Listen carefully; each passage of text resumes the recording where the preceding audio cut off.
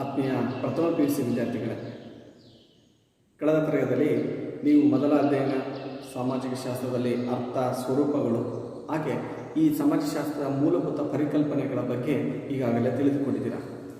ವಿದ್ಯಾರ್ಥಿಗಳೇ, ಇಂದು ನಾವು ಈ ನಿಮ್ಮ ಪ್ರಥಮ PUCಯ ಮೂರನೇ ಅಧ್ಯಾಯ, ಸಮಾಜಶಾಸ್ತ್ರದಲ್ಲಿ ಬರುವಂಥ ಮೂರನೇ ಅಧ್ಯಾಯ ಅಂದಾಗ ಈ ಸಾಮಾಜಿಕ ಪ್ರಕ್ರಿಯೆಗಳು, ಈ ಸಾಮಾಜಿಕ ಪ್ರಕ್ರಿಯೆ ಅಂದರೆ ಏನು, ಇದರ ಅರ್ಥ ಹಾಗೆ ಅದರ ಲಕ್ಷಣಗಳು, ಅದರ ವಿಧಗಳ ಬಗ್ಗೆ ನಾವೆಲ್ಲ ಈ ಅಧ್ಯಾಯದಲ್ಲಿ ತಿಳ್ಕೊಳ್ಬೋದು. ಅಂದರೆ ಇಲ್ಲಿ ಪ್ರಕ್ರಿಯೆ ಅಂದಾಗ ನಾವು ಫಸ್ಟ್ ನೋಡ್ಬೋದು ಸಾಮಾಜಿಕ ಅಂತ್ಯಕ್ರಿಯೆಯ ಅರ್ಥವನ್ನು ನೋಡ್ಬೋದು. ಏನಪ್ಪ ಸಾಮಾಜಿಕ ಅಂತ್ಯಕ್ರಿಯೆಯ ಅರ್ಥ ಅಂತ, ಇಲ್ಲಿ ಪರಸ್ಪರ ಸಮಾಜ ಹುಟ್ಟುಕೊಳ್ಳಿಕ್ಕೆ ಕಾರಣರಾದಂಥ ವ್ಯಕ್ತಿಗಳು ಇಲ್ಲಿ ಪರಸ್ಪರ ಒಡನಾಟ ನಡೆಸುವುದನ್ನು, ಸಮಾಜದ ಹುಟ್ಟಿಗೆ ಕಾರಣರಾದಂಥ ವ್ಯಕ್ತಿಗಳು ಪರಸ್ಪರ ಒಡನಾಟ ನಡೆಸುವಂತಹ ಕ್ರಿಯೆಯನ್ನು ಅಥವಾ ನಡೆಸುವುದನ್ನು ಸಾಮಾಜಿಕ ಅಂತ್ಯಕ್ರಿಯೆ ಅಂತ ಕರಿತೀವಿ. ನೆನಪಿರಲಿ ವಿದ್ಯಾರ್ಥಿಗಳು, ಸಾಮಾಜಿಕ ಅಂತ್ಯಕ್ರಿಯೆ ಅಂದರೆ ಇಷ್ಟನೇ, ಸಮಾಜ ನಿರ್ಮಿತಿಗೆ, ಸಮಾಜ ಹುಟ್ಕೊಳ್ಳಿಕ್ಕೆ ಕಾರಣರಾದಂಥ ವ್ಯಕ್ತಿಗಳು, ಮನುಷ್ಯರು ಅಂತ ಹೇಳ್ತೀವಿ. ಈ ಮಾನವ ಸಮಾಜ, ಈ ಮಾನವ ಸಮಾಜ, ಈ ಮನುಷ್ಯರು ಪರಸ್ಪರ ಒಡನಾಟ, ಇಲ್ಲಿ ಒಬ್ರಿಗೊಬ್ರು ಕೊಡು ಮತ್ತು ತೆಗೆದುಕೊಳ್ಳುವಿಕೆ ಕ್ರಿಯೆಗಳಲ್ಲಿ, ಅಂತ್ಯಕ್ರಿಯೆ ಅಂದಾಗ ಕ್ರಿಯೆ ಚಟುವಟಿಕೆಗಳಲ್ಲಿ ಪರಸ್ಪರ ಒಬ್ರಿಗೊಬ್ರು ಕೂಡ ತೊಡಗಿರುವಂತಹ ಅಥವಾ ಒಡನಾಟ ನಡೆಸುವುದನ್ನು ಸಾಮಾಜಿಕ ಅಂತ್ಯಕ್ರಿಯೆ ಅಂತ ನಾವಿಲ್ಲಿ ಕರಿತೀವಿ. ಅಂದರೆ ಈ ಒಡನಾಟದಲ್ಲಿ ಒಬ್ಬರು ಇನ್ನೊಬ್ಬರ ಮೇಲೆ ಪ್ರಭಾವವನ್ನು ಬೀರ್ತಾ ಹೋಗ್ತಾರೆ. ಈ ಒಡನಾಟದಲ್ಲಿ, ಅಂತ್ಯಕ್ರಿಯೆಯಲ್ಲಿ ಒಬ್ಬರು ಇನ್ನೊಬ್ಬರ ಮೇಲೆ ಪರಸ್ಪರ ಪ್ರಭಾವವನ್ನು ಬೀರ್ತಾ ಹೋಗ್ತಾರೆ. ಹಾಗೆ ಇಲ್ಲಿ ಒಡನಾಟದಲ್ಲಿ ಯಾವ ರೀತಿಯಲ್ಲಿ ಆಗಿರ್ಬೋದು, ಉದಾಹರಣೆ ನಾವೇನಾದರೂ ಕೇಳ್ತಾ ಹೋಗ್ತೀವಿ, ಅವರು ನಮಗೆ ಕೊಡ್ತಾರೆ. ಹಾಗೆ ಜಗಳವನ್ನು ಮಾಡ್ತೀವಿ, ಅವರು ಕೂಡ ಜಗಳ ಆಡ್ತಾರೆ, ಹೊಡೆದಾಡ್ತಾರೆ, ಹಾಗೆ ಯುದ್ಧವನ್ನು ಮಾಡ್ತಾರೆ. ಅದ್ರ ಜೊತೆಯಲ್ಲಿ ಪ್ರೀತಿಯಿಂದ ಮಾತಾಡಿಸ್ತಾ ಹೋಗ್ತಾರೆ, ವಿಶ್ವಾಸಗಳನ್ನು ನಾವಿಲ್ಲಿ ನೋಡ್ತಾ ಹೋಗ್ತೀವಿ. ಹಾಗೆ ಸಹಕಾರವನ್ನು ನೋಡ್ತಾ ಹೋಗ್ತೀವಿ, ಒಬ್ಬರಿಗೊಬ್ಬರು ಸಹಾಯ ಅಂತ ಕರಿತೀವಿ. ಆ ಸಹಾಯ ಆಗಿರ್ಬೋದು ಅಥವಾ ಸಹಕಾರ, ಕೆಲಸವನ್ನು ಜೊತೆ ಕೂತ್ಕೊಂಡು ಸೇರಿಕೊಂಡು ಸಮಾಜದಲ್ಲೇ ಮಾಡ್ತಾ ಹೋಗ್ತಾರೆ. ಊಟವನ್ನು ಮಾಡೋದು, ಅಡುಗೆ ಮಾಡೋದು, ಹೊಲದಲ್ಲಿ ದುಡಿಮೆ ಮಾಡುವುದು, ಇವೆಲ್ಲವೂ ಕೂಡ ಈ ಸಮಾಜಶಾಸ್ತ್ರದಲ್ಲಿ ಈ ಸಾಮಾಜಿಕ ಅಂತ್ಯಕ್ರಿಯೆಯಲ್ಲಿ ನಾವಿಲ್ಲಿ ನೋಡ್ಬೋದು. ಇದಷ್ಟೇ ನಾವು ಅಂತ್ಯಕ್ರಿಯೆ ಅಂತ ಕರೀಲಿಕ್ಕೆ ಸಾಧ್ಯ ಇಲ್ಲ. ಯಾಕೆಂದರೆ ಇಲ್ಲಿ ಪರಸ್ಪರ ಮನುಷ್ಯರು ಒಬ್ಬರ ಮೇಲೆ ಇನ್ನೊಬ್ಬರು ಪ್ರಭಾವವನ್ನು ಬೀರ್ತಾ ಹೋಗ್ತಾರೆ. ಉದಾಹರಣೆಗೆ ನೋಡಿದ್ರೆ ಪರಸ್ಪರ ಇಲ್ಲಿ ಮನುಷ್ಯ ಮಾತನಾಡ್ತಾ ಹೋಗ್ತಾರೆ. ಒಬ್ಬನೇ ಮಾತಾಡೋದಿಲ್ಲ, ಇಬ್ಬರು ಮೂವರು ಕೂತ್ಕೊಂಡು ಮಾತಾಡ್ತಾ ಹೋಗ್ತಾರೆ. ಹಾಗೆ ಆಟವನ್ನು ಆಡ್ತಾರೆ, ಜೊತೆಗೆ ಮಕ್ಕಳಾಗಿರ್ಬೋದು, ದೊಡ್ಡವರಾಗಿರ್ಬೋದು, ಹರಟೆಯನ್ನು ಹೊಡೆಯುವಂಥದ್ದು, ಆಟವನ್ನು ಆಡೋದು. ಹಾಗೆ ಸಹಕಾರದಿಂದ ಕೂಡಿ ಕೆಲಸವನ್ನು ಮಾಡ್ತಾರೆ. ನಾನು ಹೇಳಿದಂಗೆ ಎಲ್ಲರೂ ಕೂಡ ಒಟ್ಟುಗೂಡಿ ಕೆಲಸವನ್ನು ಮಾಡ್ತಾರೆ. ಜಮೀನಿನಲ್ಲಿ ಆಗಿರ್ಬೋದು ಅಥವಾ ಮನೆಗಳಲ್ಲಿ, ಕಾರ್ಖಾನೆ, ಕಂಪನಿಗಳಲ್ಲಿ, ಹೀಗೆ ತಮ್ಮದೇ ಆದಂಥ ರೀತಿಯಲ್ಲಿ ಕೆಲಸವನ್ನು ಮಾಡೋ ಮೂಲಕ ಇಲ್ಲಿ ಪೈಪೋಟಿಯನ್ನು ನಡೆಸ್ತಾ ಹೋಗ್ತಾರೆ. ನಾನು ಚೆನ್ನಾಗಿ ದುಡಿಬೇಕು, ನಾನು ಹೆಚ್ಚು ಬೆಳೆಯನ್ನು ಬೆಳಿಬೇಕು, ನಾನು ಹೆಚ್ಚು ಶ್ರೀಮಂತನಾಗಬೇಕು, ಹೆಚ್ಚು ಆದಾಯವನ್ನು ಸಂಪಾದನೆ ಮಾಡಬೇಕು, ಎಲ್ರಿಗಿಂತಲೂ ಕೂಡ ನಾನು ಚೆನ್ನಾಗಿರ್ಬೇಕು ಅನ್ನುವಂಥ ಪೈಪೋಟಿಯನ್ನು ಕೂಡ ಇಲ್ಲಿ ನಡೆಸ್ತಾ ಹೋಗ್ತಾರೆ. ಹಾಗೆ ಈ ಕ್ರಿಯೆ, ಅಂತ್ಯಕ್ರಿಯೆಯಲ್ಲಿ ಪರಸ್ಪರ ಸುಖ ದುಃಖಗಳನ್ನು ಹಂಚಿಕೊಳ್ಳಲು, ಇಲ್ಲಿ ಸುಖ ದುಃಖಗಳನ್ನು ಕೂಡ ಹಂಚಿಕೊಳ್ತಾ ಹೋಗ್ತಾರೆ. ನಮ್ಮ ಕಷ್ಟ ಸುಖಗಳನ್ನು ಹಂಚಿಕೊಳ್ಳುವಂಥದ್ದು, ಹಾಗೆ ಈ ದುಃಖಗಳನ್ನು ಹಂಚಿಕೊಳ್ತಾ ಹೋಗ್ತಾರೆ. ಇಲ್ಲ ಅಂದರೆ ಏನು ಮಾಡ್ತಾರೆ, ಸುಖ ದುಃಖ ಇಲ್ಲಾಂದ್ರೂ ಕೂಡ ಪರಸ್ಪರ ಜಗಳವನ್ನು ಮಾಡ್ತಾ ಹೋಗ್ತಾರೆ. ಸಮಾಜದಲ್ಲಿ ಪರಸ್ಪರ ಈ ಜಗಳ ಆಡುವುದು ಕೂಡ ಒಂದು ಅಂತ್ಯಕ್ರಿಯೆ ಅಂತ ಕರಿತೀವಿ. ಇಲ್ಲಿ ಪರಸ್ಪರ ಒಡನಾಟದಲ್ಲಿ ತೊಡಗಿದಾಗ ಮಾತ್ರ ಸಮಾಜವೆಂಬುದು ರೂಪುಗೊಳ್ಳಲಿಕ್ಕೆ ಸಾಧ್ಯ. ಈ ಸಮಾಜ ಹುಟ್ಟುಕೊಳ್ಳಲಿಕ್ಕೆ ಏನಪ್ಪ ಕಾರಣ ಅಂದಾಗ ಮನುಷ್ಯರು ಪರಸ್ಪರ ಒಡನಾಟದಲ್ಲಿ ತೊಡಗಿಕೊಂಡಾಗ ಮಾತ್ರವೇ ಈ ಸಮಾಜವನ್ನು ಹುಟ್ಟುಕೊಳ್ಳಲಿಕ್ಕೆ ಸಾಧ್ಯ. ಹಾಗೆ ಈ ಸಮಾಜ ಹುಟ್ಕೊಂಡ ಮೇಲೆ ಅವರದೇ ಆದಂಥ ಜನರನ್ನು ಒಳಗೊಂಡಿರುತ್ತೆ. ಆ ಜನರಲ್ಲಿ ತಮ್ಮದೇ ಆದಂಥ ಸಮುದಾಯಗಳು ಹುಟ್ಕೊಳ್ತಾ ಹೋಗ್ತವೆ. ಈ ಅಂತ್ಯಕ್ರಿಯೆಗಳು ಏರ್ಪಟ್ಟಾಗ ಮಾತ್ರ ಪ್ರೀತಿ, ವಿಶ್ವಾಸ, ಸಹಕಾರ, ಹೊಂದಾಣಿಕೆ, ಹಾಗೆ ಕೂಡಿ ದುಡಿಯುವುದಾಗಿರ್ಬೋದು, ಮಾತನಾಡುವುದು, ಆಟ ಆಡುವುದು, ಇವೆಲ್ಲವೂ ಸಮಾಜದಲ್ಲಿ ಜನರೊಂದಿಗೆ ಏರ್ಪಟ್ಟಾಗ ಮಾತ್ರ ಅವರಲ್ಲಿ ಸಮಾಜ ಅನ್ನೋದು ಹುಟ್ಕೊಳ್ತಾ ಹೋಗುತ್ತೆ. ಹಾಗೆ ಸಾಮುದಾಯಿಕ ಭಾವನೆ ಕೂಡ ಹುಟ್ಕೊಳ್ತೇವೆ. ಯಾಕೆಂದರೆ ನಾವೆಲ್ಲ ಒಂದು, ನಮ್ಮ ಜನ, ನಾವು ಎನ್ನುವಂಥ ಭಾವನೆ ಅವರಲ್ಲಿ ಮೂಡಬೇಕಾದ್ರೆ ಪರಸ್ಪರ ಅಂತ್ಯಕ್ರಿಯೆಗಳು ಏರ್ಪಡಬೇಕು. ಇಲ್ಲಿ ಜಗಳ ಆಡಬೇಕು, ಪೈಪೋಟಿಗಳನ್ನು ನಡೀಬೇಕು, ಸ್ಪರ್ಧೆಯನ್ನು ಹುಟ್ಕೊಳ್ತಬೇಕು, ಹೊಂದಾಣಿಕೆಗಳನ್ನು ಮಾಡ್ಕೋಬೇಕು, ವ್ಯಾಪಾರದಲ್ಲಿ ಹೆಚ್ಚು ನಾವು ಆದಾಯವನ್ನು ಗಳಿಸುವಂಥದ್ದಾಗಿರ್ಬೋದು. ಇವೆಲ್ಲವೂ ಕೂಡ ಒಟ್ಟಿಗೆ ಈ ಸಮಾಜದಲ್ಲಿ ಇದ್ದರೆ ಮಾತ್ರ ಸಮಾಜ ಅನ್ನೋದು ಹುಟ್ಕೊಳ್ತಾ ಹೋಗುತ್ತೆ. ಆ ಸಮಾಜದ ಜೊತೆಯಲ್ಲಿ ಸಮುದಾಯವು ಕೂಡ ಬೆಳೀತಾ ಹೋಗುತ್ತೆ. ನಾವು ನಮ್ಮವರೆಂಬ ಭಾವನೆ ಅವ್ರಲ್ಲಿ ಆಟೋಮೆಟಿಕ್ಕಾಗಿ ಮೂಡಲಿಕ್ಕೆ ಕಾರಣವಾಗುತ್ತೆ. ಹಾಗಾಗಿ ಈ ಸಮಾಜದಲ್ಲಿರೋದಂದರೆ ಸಾಮಾಜಿಕ ಅಂತಕ್ರಿಯೆ ಅನ್ನೋದು ಒಂದು ಮೂಲ ಪ್ರಮುಖ ಅರ್ಥವನ್ನು ಸೂಚಿಸುತ್ತೆ ಸಮಾಜದಲ್ಲಿ. ಅರ್ಥ ಆಯ್ತಲ್ಲ ವಿದ್ಯಾರ್ಥಿಗಳೇ? ಓಕೆ, ಇಲ್ಲಿ ನಾವು ಸಾಮಾಜಿಕ ಅಂತಕ್ರಿಯೆ ಅರ್ಥವನ್ನು ತಿಳ್ಕೊಂಡಿದ್ದೀವಿ. ಉದಾಹರಣೆ ಆಟ ಆಡ್ಬೋದು, ಜಗಳ ಆಡ್ಬೋದು, ಊಟ ಮಾಡೋದು, ಮಾತನಾಡೋದಾಗಿರ್ಬೋದು, ಹಾಗೆ ಪೈಪೋಟಿಗಳನ್ನು ಜಾಬಲ್ಲಿ ಕೆಲಸ ವ್ಯಾಪಾರದಲ್ಲಿ ಪೈಪೋಟಿ ಮಾಡುವಂಥದ್ದಾಗಿರ್ಬೋದು, ಇಲ್ಲ ಜಗಳ ಆಡುವುದು, ಹೊಂದಾಣಿಕೆ ಮಾಡಿಕೊಳ್ಳೋದು, ಇವೆಲ್ಲವೂ ಕೂಡ ಅಂತಕ್ರಿಯೆ. ಇಲ್ಲಿ ಕ್ರಿಯೆಗೆ ತಕ್ಕ ಪ್ರತಿಕ್ರಿಯೆಗಳನ್ನು ನಾವಿಲ್ಲಿ ನೋಡ್ತಿದ್ದೀವಿ. ಅರ್ಥ ಆಯ್ತಲ್ಲ ವಿದ್ಯಾರ್ಥಿಗಳೇ ಇಷ್ಟು? ಓಕೆ, ನೆಕ್ಸ್ಟ್ ನೋಡೋಣ ಈ ಸಾಮಾಜಿಕ ಅಂತಕ್ರಿಯೆಯ ವ್ಯಾಖ್ಯೆಗಳನ್ನು ನೋಡ್ತಾರೆ. ಸಾಮಾಜಿಕ ಅಂತಕ್ರಿಯೆಯ ವ್ಯಾಖ್ಯೆ ಇಲ್ಲಿ NP ಗೀಶ್ ಅವರು ಹೇಳ್ತಾ ಹೋಗ್ತಾರೆ.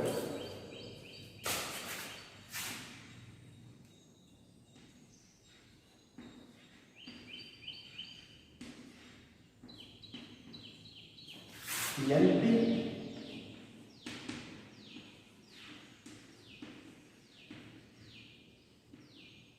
ಗೀಶ್ ಅವರು ಹೇಳ್ತಾ ಹೋಗ್ತಾರೆ. ಏನು ಹೇಳ್ತಾರೆ ಈ NP ಗೀಶ್ ಅವರು ಅನ್ನೋದಾದ್ರೆ, ಈ ಸಾಮಾಜಿಕ ಅಂತಕ್ರಿಯೆಯ ವ್ಯಾಖ್ಯಾನ ನೋಡ್ತಾ ಇದ್ದೀವಿ ವಿದ್ಯಾರ್ಥಿಗಳೇ. ಏನಪ್ಪ ಸಾಮಾಜಿಕ ಅಂತಕ್ರಿಯೆ ಅಂದಾಗ, ಪರಸ್ಪರ ಪ್ರಚೋದನೆ ಮತ್ತು ಪ್ರತಿಕ್ರಿಯೆಗಳ ಮೂಲಕ, ಪರಸ್ಪರ ಪ್ರಚೋದನೆ ಮತ್ತು ಪ್ರತಿಕ್ರಿಯೆಗಳ ಮೂಲಕ ಮಾನವರು ಒಬ್ಬರು ಇನ್ನೊಬ್ಬರ ಮೇಲೆ ಪರಸ್ಪರ ಪ್ರಭಾವವನ್ನು ಬೀರುವಂತಹ, ಇಲ್ಲಿ ಮಾನವರು ಒಬ್ಬರು ಪರಸ್ಪರ ಇನ್ನೊಬ್ಬರ ಮೇಲೆ ಪ್ರಭಾವ ಬೀರುವುದಕ್ಕೆ ಸಾಮಾಜಿಕ ಅಂತಕ್ರಿಯೆ ಅಂತ ನಾವಿಲ್ಲಿ ಕರಿತೀವಿ ಅಂತಂದು ಹೇಳ್ತಾ ಹೋಗ್ತಾರೆ. NP ಗೀಶ್ ಅವರು ಹೇಳ್ತಾ ಹೋಗ್ತಾರೆ, ಸಾಮಾಜಿಕ ಅಂತಕ್ರಿಯೆ ಅಂದರೆ ಪರಸ್ಪರ ಪ್ರಚೋದನೆ ಮತ್ತು ಪ್ರತಿಕ್ರಿಯೆಗಳ ಮೂಲಕ, ಪ್ರಚೋದನೆ ಎಂಕರೇಜನ್ನು ಮಾಡುವಂಥದ್ದು, ಆ ವ್ಯಕ್ತಿಗಳನ್ನು ಪ್ರಚೋದಿಸುವುದು, ಹಾಗೆ ಪ್ರತಿಕ್ರಿಯೆ, ಆ ಕ್ರಿಯೆಗೆ ತಕ್ಕ ಪ್ರತಿಕ್ರಿಯೆಗಳನ್ನು ನೀಡುವ ಮೂಲಕ ಮನುಷ್ಯರು ಒಬ್ಬರು ಇನ್ನೊಬ್ಬರ ಮೇಲೆ ಪರಸ್ಪರ ಪ್ರಭಾವ ಬೀರುವುದಕ್ಕೆ ಅಂತಕ್ರಿಯೆ, ಸಾಮಾಜಿಕ ಅಂತಕ್ರಿಯೆ ಅಂತ ನಾವಿಲ್ಲಿ ಕರಿತೀವಿ. ಉದಾಹರಣೆ ವ್ಯಾಪಾರದಲ್ಲಿ ಆಗಿರ್ಬೋದು, ಇಲ್ಲಿ ಪ್ರಚೋದನೆ, ನಾನು ಶ್ರೀಮಂತ ಆಗ್ತಾ ಇದ್ದೀನಿ, ದುಡಿತಾ ಇದ್ದೀನಿ, ನಾನೊಂದು 50,000 ಇದ್ದೀನಿ ಅನ್ನೋದಾದರೆ ಇನ್ನೊಬ್ಬ ವ್ಯಕ್ತಿ ಕೂಡ ಪ್ರಚೋದನೆ ನೀಡ್ತಾ ಹೋಗುತ್ತೆ. ಅವನು 50,000 ದುಡಿತಿದ್ದೇನೆ, ನಾನು ಕೂಡ ದುಡಿಬೇಕು. ಅವನು 50,000 ನಾನು 1,00,000 ಇರಬೇಕು. ಅವ್ರ ಮನೆಗೆ ಏನಾದರೂ TV ಎಲ್ಲ ತಂದಿದ್ದಾರೆ, ನಾನು TV ತರಬೇಕು, ಫ್ರಿಜ್ಜನ್ನು ತರಬೇಕು.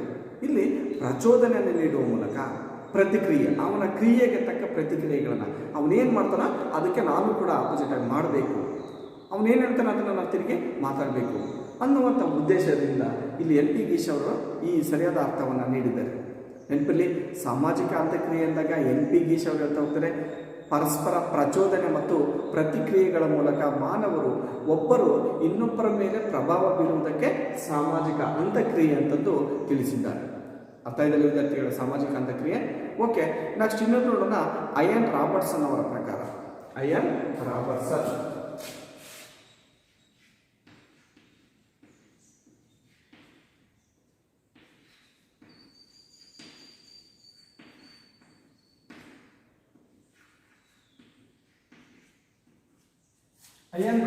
ಅವರು ಹೇಳ್ತಾ ಹೋಗ್ತಾರೆ, ಈ ಸಾಮಾಜಿಕ ಅಂತಕ್ರಿಯೆ ಅಂದ್ರೆ ಏನು ಅನ್ನೋದಾದ್ರೆ, ಜನರು ಇತರರೊಂದಿಗೆ ಕ್ರಿಯೆಗಳಲ್ಲಿ ತೊಡಗಿದ್ದರೂ ಅವರ ಪ್ರತಿಸ್ಪಂದನವನ್ನು ಅಥವಾ ಪ್ರತಿಕ್ರಿಯೆಯನ್ನು ತೋರುವುದನ್ನು ಸಾಮಾಜಿಕ ಅಂತಕ್ರಿಯೆ ಅಂತಂದು ಅಯನ್ ರಾಬರ್ಟ್ಸನ್ ಅವರು ಹೇಳ್ತಾ ಹೋಗ್ತಾರೆ.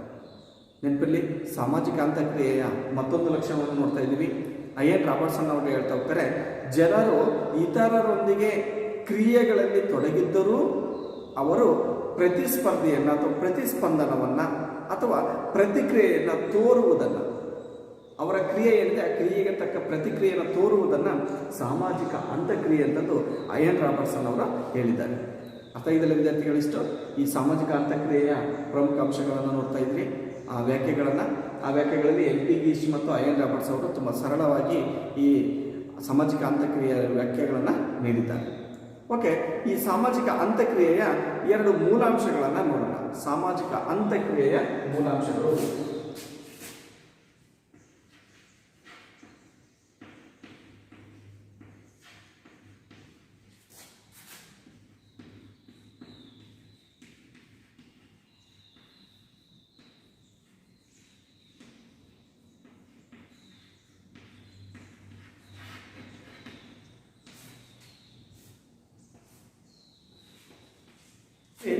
ಸಾಮಾಜಿಕ ಅಂತಕ್ರಿಯೆಯ ಮೂಲಾಂಶಗಳು, ಎರಡು ಮೂಲಾಂಶಗಳನ್ನು ನೋಡ್ತಾ ಹೋಗ್ತೀವಿ. ಇಲ್ಲಿ ಪಾರ್ಕ್ ಮತ್ತು ಬರ್ಗೇಸ್ ಅವರು ಎರಡು ರೀತಿಯಲ್ಲಿ ವರ್ಗೀಕರಿಸ್ತಾರೆ. ಪಾರ್ಕ್ ಮತ್ತು ಬರ್ಗೇಸ್.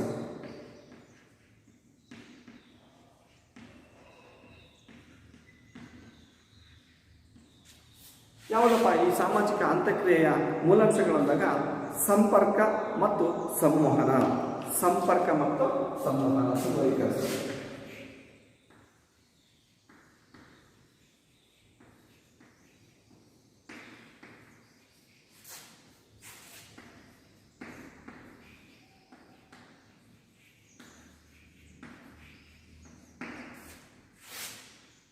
ಈ ಸಾಮಾಜಿಕ ಅಂತಕ್ರಿಯೆಯ ಮೂಲಾಂಶಗಳನ್ನು ನೋಡ್ತಾ ಹೋಗ್ತೀವಿ. ಪಾರ್ಕ್ ಮತ್ತು ಬರ್ಗೇಸ್ ಅವರು ಎರಡು ರೀತಿಯಲ್ಲಿ ಈ ಸಾಮಾಜಿಕ ಅಂತಕ್ರಿಯೆಯ ಮೂಲಾಂಶಗಳನ್ನು ತಿಳಿಸ್ತಾ ಹೋಗ್ತಾರೆ.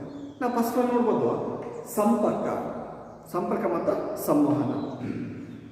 ಇಲ್ಲಿ ಸಂಪರ್ಕವನ್ನು ನಾವು ನೋಡೋದಾದ್ರೆ ಸಂಪರ್ಕವಿಲ್ಲದೆ ಅಂತಕ್ರಿಯೆ ಏರ್ಪಡಲಿಕ್ಕೆ ಸಾಧ್ಯನೇ ಇಲ್ಲ.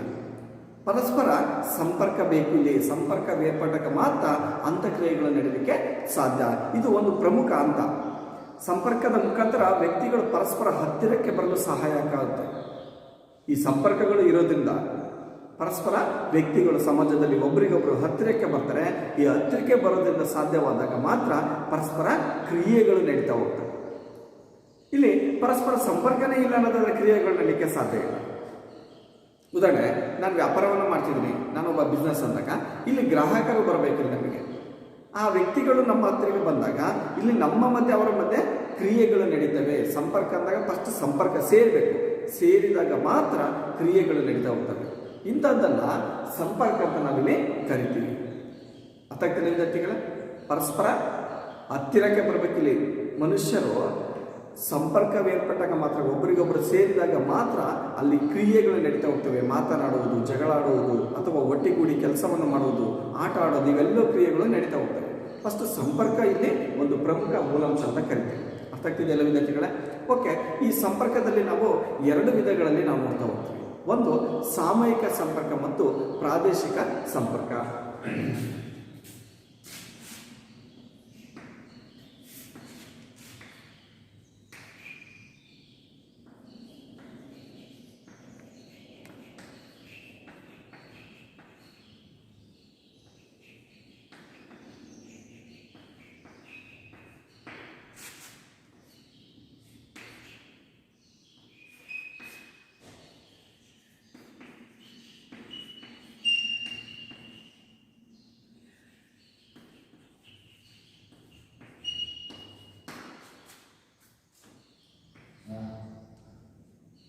ವಿದ್ಯಾರ್ಥಿಗಳೇ, ಇಲ್ಲಿ ನಾವು ಸಂಪರ್ಕದಲ್ಲಿ ಎರಡು ವಿಧಗಳಾಗಿ ನೋಡ್ತೀವಿ. ಸಾಮಯಿಕ ಸಂಪರ್ಕ ಮತ್ತು ಪ್ರಾದೇಶಿಕ ಸಂಪರ್ಕ. ಫಸ್ಟ್ ನಾವು ನೋಡೋಣ ಸಾಮಯಿಕ ಸಂಪರ್ಕ ಅಂದ್ರೆ ಏನು. ಮೊದಲೇ ನೋಡ್ತಾ ಹೋಗ್ತೀವಿ. ಸಾಮಯಿಕ ಸಂಪರ್ಕ ಅಂದಾಗ ವ್ಯಕ್ತಿಗಳು ತಮಗಿಂತಲೂ ಹಿರಿಯ ತಲೆಮಾರುಗಳೊಂದಿಗೆ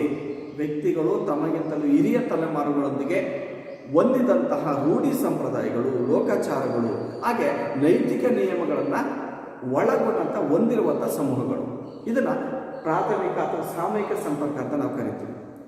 ಸಾಮಯಿಕ ಸಂಪರ್ಕ ದೃಷ್ಟಿಯೇ ವ್ಯಕ್ತಿಗಳು ತಮಗಿಂತಲೂ ಹಿರಿಯ ತಲೆಮಾರುಗಳೊಂದಿಗೆ ಏನು ಈ ರೂಢಿ ಸಂಪ್ರದಾಯ, ಲೋಕಾಚಾರಗಳು, ನೈತಿಕ ನಿಯಮಗಳನ್ನು ಒಳಗೊಂಡಿದವೋ ಈ ಮೂಲಕ ಹೊಂದಿರುವಂತಹ ಸಂಪರ್ಕವನ್ನು ಸೂಚಿಸುತ್ತೆ ಸಾಮಯಿಕ ಸಂಪರ್ಕ. ಹಾಗೆ ಈ ಪ್ರಾದೇಶಿಕ ಸಂಪರ್ಕ ಏನನ್ನ ಸೂಚಿಸುತ್ತೆ ಅನ್ನೋದಾದ್ರೆ, ಇಲ್ಲಿ ಒಂದು ನಿರ್ದಿಷ್ಟ ಪ್ರದೇಶದಲ್ಲಿ ಸಮಕಾಲೀನ ವ್ಯಕ್ತಿಗಳು ಸಮೂಹದ ಒಳಗೆ ಸಂಪರ್ಕವನ್ನು ಸೂಚಿಸುತ್ತದೆ. ಒಂದು ನಿರ್ದಿಷ್ಟ ಪ್ರದೇಶದಲ್ಲಿ ಈಗ ವಾಸವನ್ನು ಮಾಡ್ತಿದ್ವಿ, ಈ ವಾಸಿಸುವಂಥ ನಿರ್ದಿಷ್ಟ ಪ್ರದೇಶದಲ್ಲಿ ವ್ಯಕ್ತಿಗಳು ಸಮೂಹಗಳೊಳಗಿನ ಸಂಪರ್ಕ ಯಾವ ರೀತಿಯಲ್ಲಿ ನಾವು ಸಮಾಜದಲ್ಲಿ ನಮ್ಮ ಊರುಗಳಲ್ಲಿ ಸಂಪರ್ಕವನ್ನು ಹೊಂದಿದ್ದೀವಿ. ಉದಾಹರಣೆ ಅರ್ಥ ಆಗ್ತಿದೆ? ಇಲ್ಲಿ ಹಿರಿಯ ತಲೆಮಾರುಗಳು, ನಮ್ಮ ಅಜ್ಜನಿಂದ ನನಗೆ ಸಂಪರ್ಕ ಇರ್ಬೋದು, ನಮ್ಮ ಅಜ್ಜನ ಮಿತ್ರರು, ಅವ್ರ ಸ್ನೇಹಿತರು, ಅವ್ರು ಗೊತ್ತಿರುವಂತೆ ನನಗೆ ಪರಿಚಯ ಆಗಿರ್ಬೋದು. ಅದು ಹಿರಿಯ ತಲೆಮಾರುಗಳು, ನಾವು ಇಂದಿನ ತಲೆಮಾರುಗಳನ್ನ ಒಳಗೊಂಡಿರ್ತೀವಿ. ಹಾಗೆ ಪ್ರಾದೇಶಿಕ ಸಂಪರ್ಕ ಅಂದರೆ ಒಂದು ನಿರ್ದಿಷ್ಟ ಪ್ರದೇಶದಲ್ಲಿ ನಾವೆಲ್ಲ ಅನ್ಯೂನ್ಯತೆಯಿಂದ ಪ್ರತ್ಯಕ್ಷವಾಗಿ, ಪ್ರಾಥಮಿಕವಾಗಿ ಸೂಚಿಸುವಂಥದ್ದನ್ನು ಪ್ರಾದೇಶಿಕ ಸಂಪರ್ಕ ಅಂತ ಕರಿತೀವಿ. ಅರ್ಥ ಇದೆಲ್ಲ ವಿದ್ಯಾರ್ಥಿಗಳು ಇಷ್ಟು? ಓಕೆ, ನೆಕ್ಸ್ಟ್ ನೋಡೋಣ. ಸಂಪರ್ಕ ಆಯಿತು. ಸಂಪರ್ಕದಲ್ಲಿ ಎರಡು ವಿಧಗಳನ್ನು ನೋಡ್ತಾ ಹೋಗ್ತೀವಿ. ನೆಕ್ಸ್ಟ್ ಸಂವಹನವನ್ನು ನೋಡ್ಬೋದು. ಏನಪ್ಪ ಈ ಸಂವಹನ? ಸಂವಹನ ಅಂದಾಗ ಈ ಸಂವಹನವು ಸಾಮಾಜಿಕ ಅಂತಕ್ರಿಯೆಯ ಒಂದು ಮಾಧ್ಯಮವಾಗಿ ನಾವು ನೋಡ್ಬೋದು. ಅಂತಕ್ರಿಯೆಯ ಮಾಧ್ಯಮ. ಸಂವಹನದಲ್ಲಿ ಒಬ್ಬಾತ ಇನ್ನೊಬ್ಬಾತನ ಮೇಲೆ ಭಾವನೆಗಳನ್ನು ಅರ್ಥೈಸಲು ಸಾಧ್ಯ. ಒಬ್ಬ ಮನುಷ್ಯ ಇನ್ನೊಬ್ಬನ ಮನುಷ್ಯನ ಮೇಲೆ ಭಾವನೆಗಳನ್ನು ಅರ್ಥೈಸಲಿಕ್ಕೆ ಸಾಧ್ಯ ಆಗುತ್ತೆ. ಈ ಸಂವಹನದಲ್ಲಿ 3 ವಿಧಗಳನ್ನು ನೋಡ್ತಾ ಹೋಗ್ತೀವಿ. ಈ ಸಂವಹನದಲ್ಲಿ 3 ವಿಧಗಳನ್ನು ನೋಡ್ತೀವಿ. ಯಾವುದಪ್ಪ ಆ 3 ವಿಧಗಳಂದಾಗ ಸಂವೇದನೆ, ಸಂವೇಗ, ಭಾವನೆಗಳು ಮತ್ತು ವಿಚಾರಗಳು. ಇದರಲ್ಲಿ 3 ವಿಧಗಳನ್ನು ನೋಡ್ತಾ ಹೋಗ್ತೀವಿ.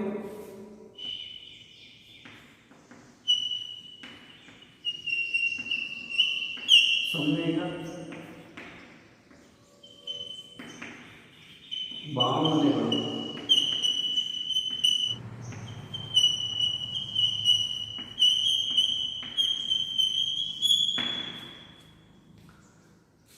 ಓಕೆ ವಿದ್ಯಾರ್ಥಿಗಳೇ, ಈ ಸಾಮಾಜಿಕ ಅಂತಕ್ರಿಯೆಯ ಮೂಲಾಂಶಗಳಲ್ಲಿ ಸಂಪರ್ಕದಲ್ಲಿ ನಾವು 2 ವಿಧಗಳನ್ನು ನೋಡ್ತೀವಿ. ಸಾಮೂಹಿಕ ಸಂಪರ್ಕ ಮತ್ತು ಪ್ರಾದೇಶಿಕ ಸಂಪರ್ಕ. ನೆಕ್ಸ್ಟ್ ಸಂವಹನವನ್ನು ನೋಡ್ತಾ ಹೋಗ್ತೀವಿ. ಈ ಮೂಲಾಂಶದಲ್ಲಿ ಸಂವಹನ ಅಂದರೆ ಈ ಸಂವಹನದಲ್ಲಿ ಇದು ಸಾಮಾಜಿಕ ಅಂತಕ್ರಿಯೆಯ ಒಂದು ಮಾಧ್ಯಮವಾಗಿ ಸಂವಹನ ಅನ್ನೋದು ನೋಡ್ತಾ ಹೋಗ್ತೀವಿ. ಒಬ್ಬಾತ ಇನ್ನೊಬ್ಬಾತನ ಭಾವನೆಗಳನ್ನು ಅರ್ಥೈಸುವಂಥ ಸಾಧ್ಯವನ್ನು ಮಾಡುವಂಥದ್ದು ಈ ಸಂವಹನ ಅಂತ ಹೇಳ್ತೀವಿ. ಈ ಸಂವಹನದಲ್ಲಿ 3 ವಿಧಗಳಾಗಿ ನೋಡ್ತೀವಿ. ಸಂವೇದನೆ, ಸಂವೇಗ, ಭಾವನೆಗಳು ಮತ್ತು ವಿಚಾರಗಳು. ಇಲ್ಲಿ ನಾವು ನೋಡ್ಬೋದು, ಫಸ್ಟು ಭಾಷೆ, ಮಾತೃಭಾಷೆಗಳು ಹಾಗೆ ಪ್ರಧಾನ ಅಂಗಗಳಾಗಿದೆ. ಇಲ್ಲಿ ಭಾಷೆ ಅನ್ನೋದು ಒಂದು ವಿವಿಧ ರೂಪಗಳಲ್ಲಿ ನೀಡ್ತಾ ಹೋಗುತ್ತೆ. ಉದಾಹರಣೆ ಯಾವುದೇ ರೀತಿಯಲ್ಲಿ ಸಂವಹನ ನೀಡ್ತಾರೆ ಅಂದರೆ ಭಾಷೆ ಫಸ್ಟು.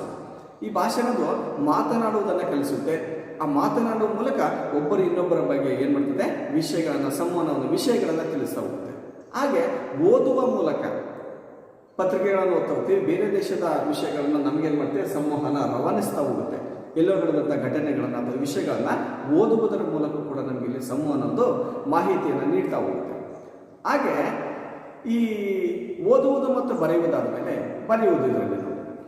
ಬರೆಯುವುದರಿಂದಲೂ ಕೂಡ ನಮಗೆ ಸಂವಹನ ವ್ಯವಸ್ಥೆ ಅನ್ನೋದು ಮೂಡ್ತಾ ಹೋಗುತ್ತೆ. ಇಲ್ಲಿ ಪರಸ್ಪರ ಸಮಾಜದಲ್ಲಿ ಸಂಪರ್ಕ ಏರ್ಪಡಬೇಕು, ಅದರ ಜೊತೆಯಲ್ಲಿ ಸಂವಹನ ನಡಿಬೇಕಂದಾಗ ಬರೆಯಬೇಕು, ಓದಬೇಕು. ಹಾಗೆ ಭಾಷೆಯು ಕೂಡ ಒಂದು ಮೂಲ ಪ್ರಮುಖ ಅಂಶ ಅಂತ ಕರಿಬೋದು. ಹಾಗೆ ಇವುಗಳ ಮೂಲಕ ನಾವು ಹೆಚ್ಚಾಗಿ ಈ ಸಂವಹನವನ್ನು ಆಡಲಿಕ್ಕೆ ಸಾಧ್ಯ. ಯಾವುಗಳ ಪ್ರಮುಖವಾಗಿ ಅನ್ನೋದಾದರೆ ನಾವು ಫಸ್ಟ್ ನೋಡ್ತಾ ಹೋಗ್ತೀವಿ, ಒಂದು ತಲೆಮಾರಿನ ಮತ್ತೊಂದು ತಲೆಮಾರಿಗೆ ವಿಷಯಗಳನ್ನು ವರ್ಗಾವಣೆಯನ್ನು ಮಾಡುವಂಥದ್ದು ನಮಗೆ ತಂತ್ರಜ್ಞಾನವೂ ಕೂಡ ಇದೆ. ಆಗಿನ ದಿನಗಳಲ್ಲಿ ಈ ಸಂವಹನ ವ್ಯವಸ್ಥೆಯನ್ನು ಒಂದು ತಲೆಮಾರಿನಿಂದ ಇನ್ನೊಂದು ತಲೆಮಾರಿಗೆ ವರ್ಗಾವಣೆಯನ್ನು ಮಾಡ್ತಿತ್ತು. ಉದಾಹರಣೆ ಮಾತನಾಡುವುದಾಗಿರೋದು ಭಾಷೆ. ನಮ್ಮ ಅಜ್ಜನ ಭಾಷೆ ಕನ್ನಡ ಆಗಿತ್ತಂದಾಗ ನಮಗೆ ಕೂಡ ಕನ್ನಡ ಭಾಷೆ, ಇದು ಸಂವಹನ. ನಮ್ಮ ಭಾಷೆ ತೆಲುಗು ಆಗಿತ್ತಂದಾಗ, ನಮ್ಮ ಅಜ್ಜನ ಭಾಷೆ ತೆಲುಗು ಆಯ್ತಂದಾಗ ನಮಗೆ ಕೂಡ ವರ್ಗಾವಣೆ ಆಗುವಂಥದ್ದು ಸಂವಹನ ಅಂತ ಕರಿತೀವಿ. ಆಗ ನಮ್ಮ ಅಜ್ಜನೂ ಓದ್ತಾ ಇದ್ರು, ನಾವು ಕೂಡ ಓದ್ತಾ ಇದ್ದೀವಿ, ಬರಿತಾ ಇದ್ದೀವಿ, ಇದು ಸಂವಹನ ಅಂತ ಕರಿತೀವಿ. ಹಾಗೆ ಇಲ್ಲಿ ತಂತ್ರಜ್ಞಾನವೂ ಕೂಡ ಬದಲಾವಣೆಯನ್ನು ಹೊಂದ್ತಾ ಹೋಗುತ್ತೆ, ಚೇಂಜಸ್ ಆಗಿದೆ. ಟೆಕ್ನಾಲಜಿ ಏನಪ್ಪ ತಂತ್ರಜ್ಞಾನದಲ್ಲಿ ಬದಲಾವಣೆ ಆಗಿದೆ ಅಂದರೆ, ಇಲ್ಲಿ ನಮಗೆ ಭಾಷೆ ಓದುವುದರ ಮೂಲಕ, ಬರೆಯುವ ಮೂಲಕ ವರ್ಗಾವಣೆ ಆಗ್ತಿತ್ತು. ಇತ್ತೀಚಿನ ದಿನಗಳಲ್ಲಿ ಏನಾಗುತ್ತೆ, ಒಂದು ತಲೆಮಾರಿನಿಂದ ಇನ್ನೊಂದು ತಲೆಮಾರಿಗೆ ಇವುಗಳನ್ನು ಬಿಟ್ಟು ಉಳಿದಂತೆ ಅಂಶಗಳು ಕೂಡ ಆಧುನಿಕ ಪ್ರಪಂಚದಲ್ಲಿ ಮಾಹಿತಿಯನ್ನು, ಸಂವಹನವನ್ನು ನೀಡ್ತಾ ಇದೆ.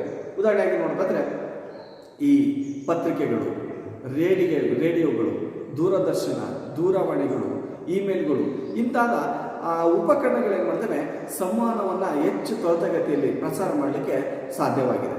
ಈ ಸಂವಹನವನ್ನು ಈ ರೇಡಿಯೋ, ಟಿವಿಗಳು, ಹಾಗೆ ಇಮೇಲ್ಗಳಾಗಿರ್ಬೋದು, ದೂರದರ್ಶನ, ದೂರವಾಣಿಗಳು, ಪತ್ರಿಕೆಗಳು ಇವೆಲ್ಲವೂ ಕೂಡ ಏನು ಮಾಡ್ತಿದ್ದಾವೆ, ಸಂವಹನವನ್ನು ಹಲವಾರು ಸಮೂಹಗಳಿಗೆ ವರ್ಗಾವಣೆಯನ್ನು ಮಾಡುವಂಥ ಪ್ರಮುಖ ಅಂಶಗಳಾಗಿ ತನ್ನ ಕೆಲಸವನ್ನು ನೀಡ್ತಾ ಇದ್ದಾವೆ. ಹಾಗೆ ಈ ಸಾಮಾಜಿಕ ಅಂತಕ್ರಿಯೆ ಅನ್ನೋದು ಇಷ್ಟ ಆಗ್ತಾ ಇದ್ದಾರೆ ವಿದ್ಯಾರ್ಥಿಗಳೇ. ಓಕೆ, ಈ ಸಾಮಾಜಿಕ ಅಂತಕ್ರಿಯೆ ಅನ್ನೋದು ಪ್ರತ್ಯಕ್ಷ ಸ್ವರೂಪವಾಗಿರ್ಬೋದು ಅಥವಾ ಸಾಂಕೇತಿಕ ಸ್ವರೂಪದಲ್ಲಿ ಕೂಡ ಇರ್ಬೋದು.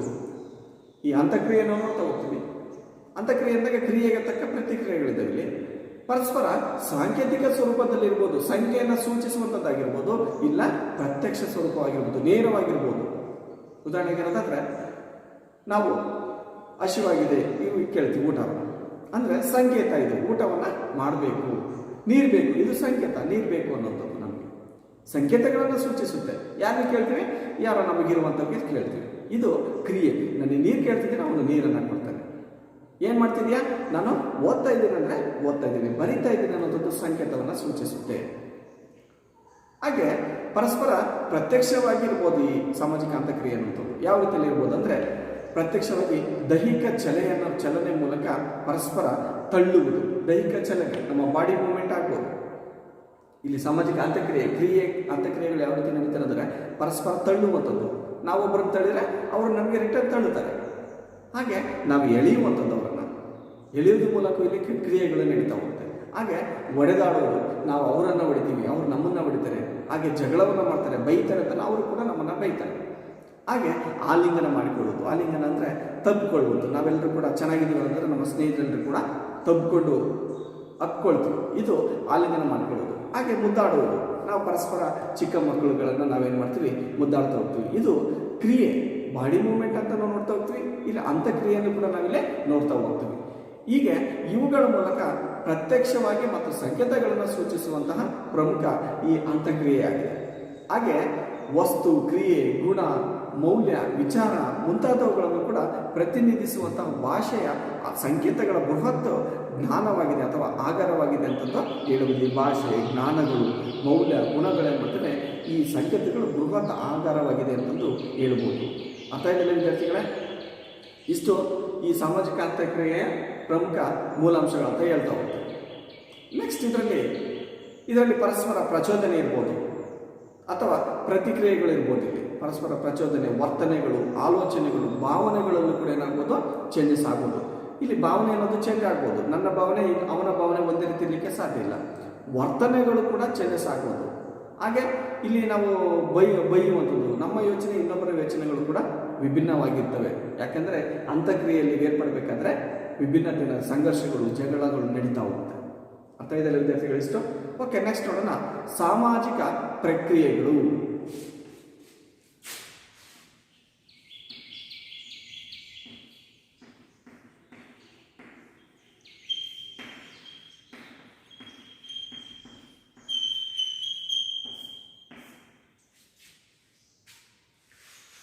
ಈ ಸಾಮಾಜಿಕ ಪ್ರಕ್ರಿಯೆಗಳಂದಾಗ ಮಾನವ ಸಮಾಜ ಎಂಬುದು ಸಾಮಾಜಿಕ ಅಂತಕ್ರಿಯೆಯ ಒಂದು ವ್ಯವಸ್ಥೆ. ಅಂತಹ ಅಂತಕ್ರಿಯೆಗಳು ತಾಯಿ, ಮಕ್ಕಳು, ಉದ್ಯೋಗಿಗಳು, ಉದ್ಯೋಗಪತಿಗಳು, ಹಾಗೆ ಆಳುವವರು, ಆಳುಕೆಗೆ ಒಳಪಟ್ಟವರು, ಹಾಗೆ ಗಿರಾಕಿಗಳು, ಹಾಗೆ ವ್ಯಾಪಾರಿಗಳ ಮಧ್ಯೆ ನಡೀತಾ ಹೋಗುತ್ತೆ. ಈ ಸಾಮಾಜಿಕ ಪ್ರಕ್ರಿಯೆ ಅನ್ನುವಂಥದ್ದು ಯಾರ್ಯಾರ ಮಧ್ಯೆ ನಡೀತಾ ಇರೋದಂದರೆ ಸಾಮಾಜಿಕ ಅಂತಕ್ರಿಯೆಯಲ್ಲಿ ನಡೀತಾ ಹೋಗುತ್ತೆ. ಒಂದು ವ್ಯವಸ್ಥೆ ಇದು ತಂದೆ, ತಾಯಿ, ಮಕ್ಕಳ ಮಧ್ಯೆ ನಡೀತಾ ಹೋಗುತ್ತೆ.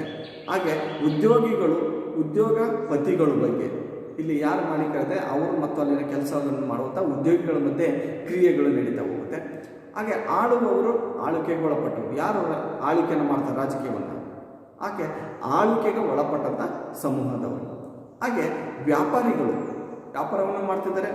ಹಾಗೆ ಈ ಗಿರಾಕಿಗಳು ಅಂತ ಮಾತಾಡ್ತಾ ಹೋಗ್ತಾರೆ. ಎಷ್ಟು ರೂಪಾಯಿ ಈ ಒಂದು ಚಾಪೀಸ್, ಎಷ್ಟು? 5 ರೂಪಾಯಿ. ಓಕೆ, 5 ರೂಪಾಯಿ ಅವನು ಎಷ್ಟು ಕೇಳ್ತಾನೆ? ಓಕೆ, ಇಲ್ಲಿ ವ್ಯಾಪಾರ ಮಾಡೋದ್ರಲ್ಲೂ ಕೂಡ ಅಂತಕ್ರಿಯೆಗಳು, ಪ್ರಕ್ರಿಯೆಗಳು ನಡೀತಾ ಹೋಗುತ್ತೆ. ಇವೆಲ್ಲವೂ ಕೂಡ ಸಮಾಜದ ಅಧ್ಯಯನದಲ್ಲಿ ನಾವು ಸಾಮಾಜಿಕ ಪ್ರಕ್ರಿಯೆಗಳಲ್ಲಿ ತಿಳ್ಕೊಳ್ಬಹುದು. ಅರ್ಥ ಇದೆಲ್ಲ ವಿದ್ಯಾರ್ಥಿಗಳ? ಸಾಮಾಜಿಕ ಪ್ರಕ್ರಿಯೆಗಳು, ಕೊಡು ಮತ್ತು ಕೊಳ್ಳುವ ಪ್ರಕ್ರಿಯೆಗಳು ಇದರಲ್ಲಿ ನಡೀತಾ ಹೋಗುತ್ತೆ. ಇದನ್ನು ಸಾಮಾಜಿಕ ಪ್ರಕ್ರಿಯೆ ಅಂತಂದು ಕರಿತೀವಿ. ಹಾಗಾದರೆ ಈ ಸಾಮಾಜಿಕ ಪ್ರಕ್ರಿಯೆಯ ವ್ಯಾಖ್ಯೆಗಳನ್ನು ನೋಡೋಣ. ಏನಪ್ಪ ಸಾಮಾಜಿಕ ಪ್ರಕ್ರಿಯೆಯ ವ್ಯಾಖ್ಯೆಗಳಂದಾಗ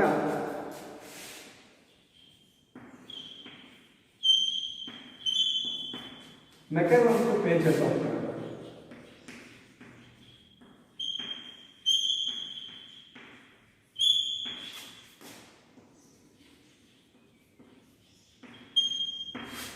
ಮೆಕ್ಯಾನಿಕಲ್ ಮತ್ತು ಪೇಜರ್ ಅಂತ ಹೋಗ್ತಾರೆ.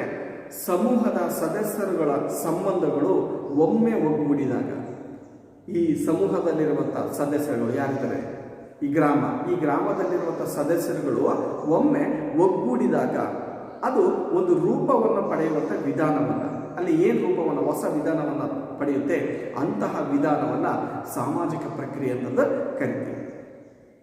ಸಮೂಹದಲ್ಲಿರುವಂಥ ಸದಸ್ಯರುಗಳು ತುಂಬ ಸರಳವಾಗಿ ಹೇಳ್ತಾರೆ ಮೆಕ್ಯಾನಿಕಲ್ ಮತ್ತು ಪೇಜ್ ಅವರು. ಸಮೂಹದಲ್ಲಿರುವಂಥ ಸದಸ್ಯರುಗಳು ಒಮ್ಮೆ ಒಗ್ಗೂಡಿದಾಗ, ಗ್ರಾಮದಲ್ಲಿರುವಂಥ ಸದಸ್ಯರುಗಳು ಅಥವಾ ನಗರದಲ್ಲಿರುವಂಥ ಸದಸ್ಯರುಗಳು ಒಮ್ಮೆ ಒಟ್ಟುಗೂಡಿದಾಗ, ಆ ಒಟ್ಟುಗೂಡಿದ ಸಮಯದಲ್ಲಿ ಅದು ಒಂದು ರೂಪವನ್ನು ಪಡೆಯುತ್ತೆ, ಒಂದು ವಿಧಾನವನ್ನು ಪಡೆಯುತ್ತೆ. ಆ ರೂಪ ಅಥವಾ ವಿಧಾನವನ್ನು ಸಾಮಾಜಿಕ ಪ್ರಕ್ರಿಯೆ ಅಂತಂದು ಕರೆದಿದ್ದಾರೆ. ಅರ್ಥ ಇದೆಯಲ್ಲ ವಿದ್ಯಾರ್ಥಿಗಳೇ ಮೆಕ್ಯಾನಿಕಲ್ ಮತ್ತು ಪೇಜ್ ಅವರ ಪ್ರಕಾರ? ಓಕೆ. ಮತ್ತೊಬ್ಬರು ಕೂಡ ಹೇಳ್ತಾ ಹೋಗ್ತಾರೆ ಸಾಮಾಜಿಕ ಪ್ರಕ್ರಿಯೆಗೆ ಮತ್ತೊಂದು ವ್ಯಾಖ್ಯಾನ ಕೊಡ್ಬೋದು A.W. ಗ್ರೀನ್ ಅವರ ಪ್ರಕಾರ.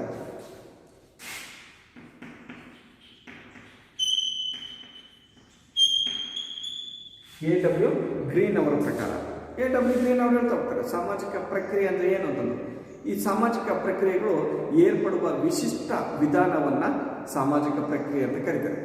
ಸಾಮಾಜಿಕ ಅಂತಕ್ರಿಯೆಗಳು ಏರ್ಪಡುವಂತ ವಿಶಿಷ್ಟ ವಿಧಾನವನ್ನ ಏನು ಸಾಮಾಜಿಕ ಕ್ರಿಯೆಗಳು ನಡೀತವೆ, ಇಂತಹ ವಿಶಿಷ್ಟ ಎಲ್ಲಿ ಏರ್ಪಡುತ್ತೆ ಆ ಏರ್ಪಡುವಂತ ವಿಶಿಷ್ಟವಾದಂಥ ವಿಧಾನವನ್ನ ಸಾಮಾಜಿಕ ಪ್ರಕ್ರಿಯೆಗಳು ಅಂತಂದು ಕರೆದಿದ್ದಾರೆ. ಅರ್ಥ ಇದೆಯಲ್ಲ ವಿದ್ಯಾರ್ಥಿಗಳಿಷ್ಟು? ಓಕೆ, ಇಷ್ಟು ನಿಮಗೆ ಸಾಮಾಜಿಕ ಪ್ರಕ್ರಿಯೆಯ ಅರ್ಥ, ವ್ಯಾಖ್ಯೆಗಳು, ಹಾಗೆ ಈ ಸಾಮಾಜಿಕ ಅಂತಕ್ರಿಯೆಯ ಮೂಲಾಂಶಗಳನ್ನು ನೋಡಿದ್ವಿ. ಈ ಸಾಮಾಜಿಕ ಅಂತಕ್ರಿಯೆಯ ಮೂಲಾಂಶಗಳು ಸಂಪರ್ಕದಲ್ಲಿ 2 ವಿಧಗಳನ್ನು ನೋಡ್ತಾ ಹೋಗ್ತೀವಿ, ಸಾಮೂಹಿಕ ಸಂಪರ್ಕ ಮತ್ತು ಪ್ರಾದೇಶಿಕ ಸಂಪರ್ಕ. ಹಾಗೆ ಸಂವಹನವನ್ನು ನೋಡ್ಬೋದು.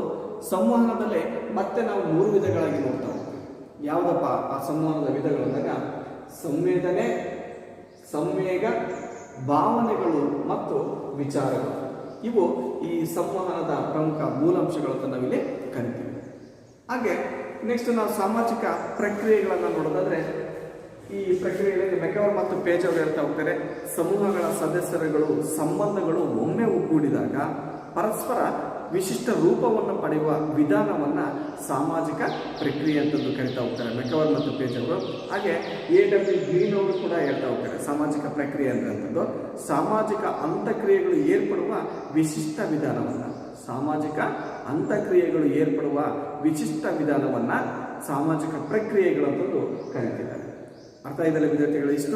ಇಷ್ಟು ನಿಮಗೆ ಈ ಸಾಮಾಜಿಕ ಪ್ರಕ್ರಿಯೆಗಳಲ್ಲಿ ಅರ್ಥ ಮತ್ತು ವ್ಯಾಖ್ಯೆಗಳ ಬಗ್ಗೆ ತಿಳಿದುಕೊಂಡಿಲ್ಲ. ನೆಕ್ಸ್ಟು ಸಾಮಾಜಿಕ ಪ್ರಕ್ರಿಯೆಗಳ ವಿಧಗಳ ಬಗ್ಗೆ ತಿಳ್ಕೊಳ್ಬೋದು. ಸಾಮಾಜಿಕ ಪ್ರಕ್ರಿಯೆಗಳು ಯಾವುದು, ಆ ಪ್ರಕಾರಗಳು, ವಿಧಗಳನ್ನು ನೋಡಿದ್ರೆ ನಾವು ಫಸ್ಟ್ ಒಂದೊಂದಾಗಿ ನೋಡ್ತಾ ಹೋಗ್ಬೋದು. ಸಹಕಾರ, ಹೊಂದಾಣಿಕೆ, ಸಂಘರ್ಷ, ಹಾಗೆ ಇವೆಲ್ಲವೂ ಕೂಡ ಈ ಅಧ್ಯಯನದಲ್ಲಿ ಬರ್ತಾರೆ. ಪರಸ್ಪರ ಸಹಕಾರ, ಹೊಂದಾಣಿಕೆ, ಸಂಘರ್ಷ, ರಾಜಿ, ಇವೆಲ್ಲವುಗಳನ್ನ ನಾವು ಮುಂದಿನ ತರಗತಿಯಲ್ಲಿ ನೋಡ್ಬೋದು. ಇವುಗಳ ಬಗ್ಗೆ ಮುಂದಿನ ತರಗತಿಯಲ್ಲಿ ನೋಡೋಣ ಅಂತ ಹೇಳ್ತಾ ಈ ಒಂದು ತರಗತಿಯನ್ನು ಮುಗಿಸ್ತಾ ಇದ್ದೀನಿ. ಧನ್ಯವಾದಗಳು ವಿದ್ಯಾರ್ಥಿಗಳು.